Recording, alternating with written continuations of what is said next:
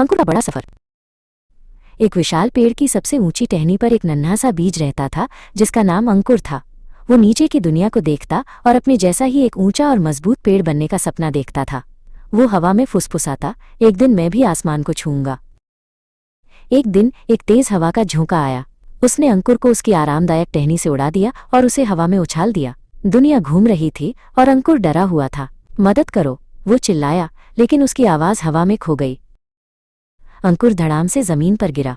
इससे पहले कि वो संभल पाता, एक बड़ी काली परछाई उस पर छा गई। एक भूखा कौवा अपनी तेज आंखों से उसे घूर रहा था। अंकुर डर के मारे जम गया। उसे लगा कि उसका सफर शुरू होने से पहले ही खत्म हो गया।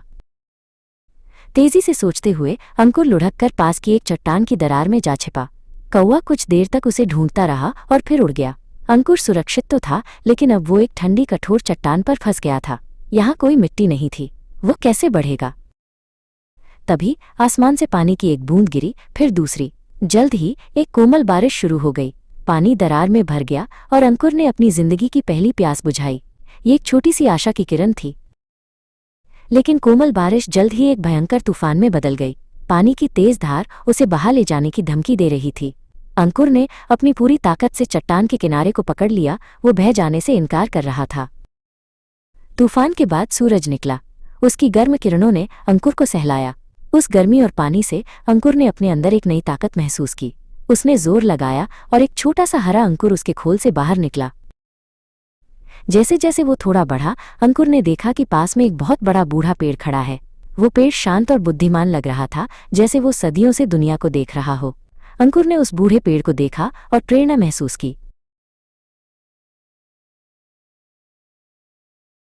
उस बूढ़े पेड़ से प्रेरित होकर अपनी सारी ऊर्जा बढ़ने में लगा दी। उसकी जड़ें चट्टान की दरार में और गहरी होती गईं। धीरे धीरे अविश्वसनीय रूप से उस छोटी जड़ों ने दरार में दरारें डालनी शुरू कर दी।